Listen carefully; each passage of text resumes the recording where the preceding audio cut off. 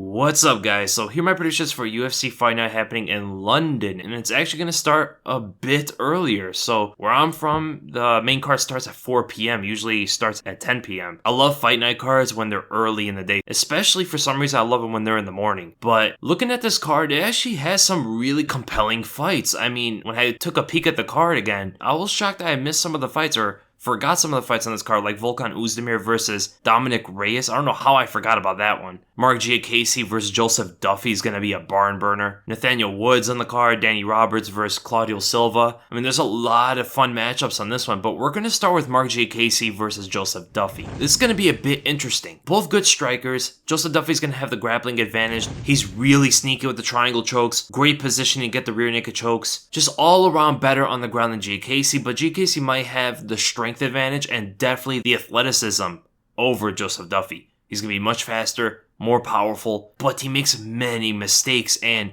Giacchese is not the same fighter when he's moving backwards. So if Joseph Duffy can keep that long range boxing with those long volume punches, he should be able to probably win this fight. But if Joseph Duffy gets pushed back at all, he is in risk at every second of getting caught by Giacchese, because an offensive Giacchese is a very dangerous fighter. He'll throw two-touch kicks at you. His right overhand is dynamite. His kicks in general are insane. So the game plan for Joseph Duffy is going to have to be to push the pace and try to get in the mid-range. Don't stick in kicking range where Giacchese can get a little bit loose out there. And the other thing about this fight is Joseph Duffy also isn't the greatest with his defense. I mean, he's a very offensively focused boxer when it comes to his striking, and even when it comes to his takedowns. You saw that especially in his Dustin Poirier fight. If you're able to just cover up and get past those long-range attacks, his defense is almost non-existent sometimes, and he's just wide open. Sometimes he'll go for the shoulder rolls and stuff, a lot of fancier defensive techniques. But that's the thing about this fight, man. Whoever's the offensive fighter is going to have the advantage in this fight. And knowing Giacchese, he likes to move around a lot more, where Joseph Duffy likes to be more assertive. So theoretically, I think it favors Joseph Duffy to win the fight. So I believe this fight all comes down to that one thing. Who is going to be the assertive fighter?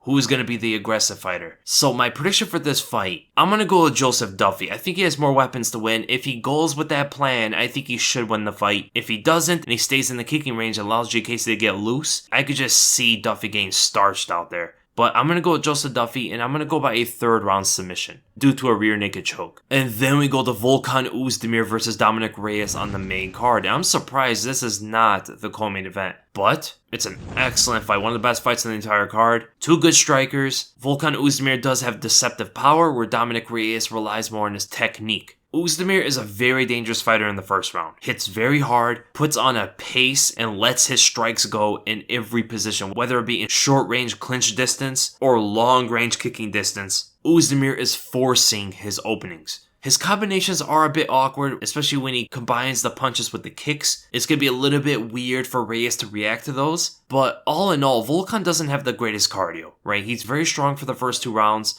and really fades in the third. And this is going to be a 3-round fight, so it's going to favor him. But Dominic Reyes is going to have the cardio advantage, size advantage, technical striking all around better than Volkan's. He has a major wrestling and grappling advantage if he wants to go to that. And I've said it many times, Dominic Reyes' redirecting game of making you think he's going to go one way and he zags the other way right at you. He is one of the best fighters I've ever seen implement that kind of style. And it was shown in his last fight with OSP, dropping him just like that. And Volkan likes to rush a little bit too much. If Reyes moves out of the way and redirects right back at him or baits Volkan with that kind of movement, this fight could be a wrap easily. But my prediction for the fight, I'm going to go with Dominic Reyes. I'm actually going to go by a decision. I think Oezdemir is tough enough to take the punches. I think he might get taken down here and there. Just his toughness overall, I think, will get him to the finish line, but Dominic Reyes is going to cross that first with all the points he's going to be racking up in the fight. And then we go to the co-main event, Leon Edwards versus Gunnar Nelson. This is a very good fight.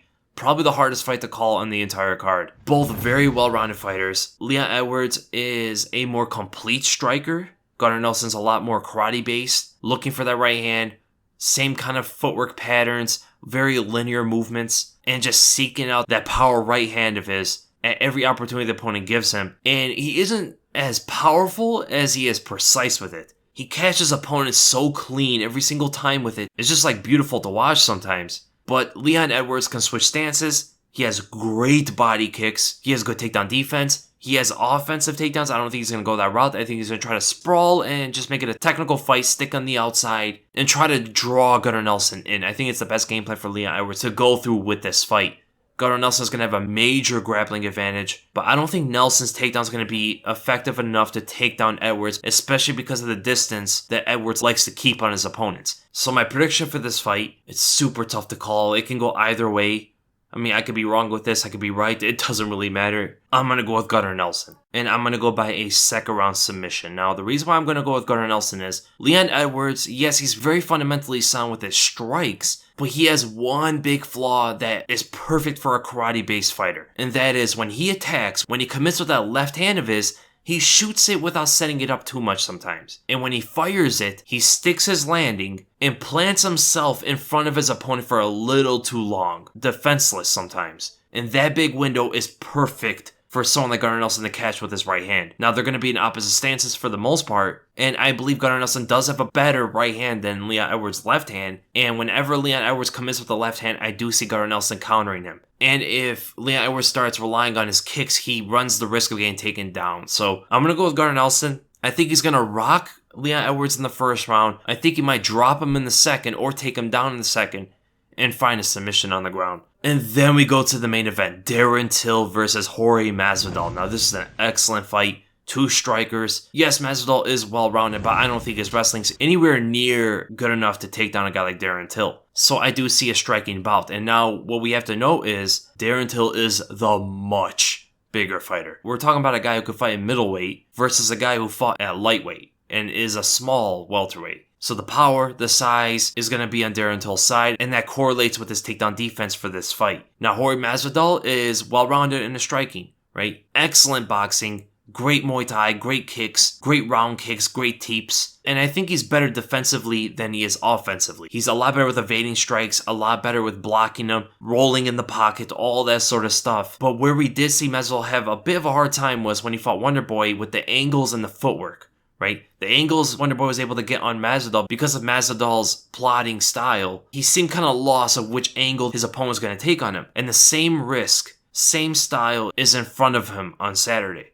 Darren Till has excellent footwork, great angles, able to even get angles to throw off Wonderboy, of all people. That is impressive from a guy like Darren Till, who is young, he's getting better, and he's a much higher level in Muay Thai, better kicks, better left hand. I think all the weapons is on Darren Till's side. So my prediction for this fight, I'm going to go with Darren Till, and I'm going to go by a third round TKO. I think that power, even though Masvidal has a granite chin, I think Till's power is just something else. Masvidal's never faced anything like that in his career before. So I do see that left hand, potentially a right hook follow-up, catching Masvidal and dropping him, and then ground and pound to finish the fight. And another thing to take note is Darren Till looks extremely motivated for this fight. Extremely focused. He looks leaned out. Looks like he's taking this fight extremely seriously. And coming off a loss like Tyron Woodley, that kind of loss does two things. It breaks you or it elevates you to the next level. And I have a strong feeling, just from seeing him all week, Darren Till has progressed to another level. Then let's look at the betting odds to see if there's anything interesting. Mark J. Casey's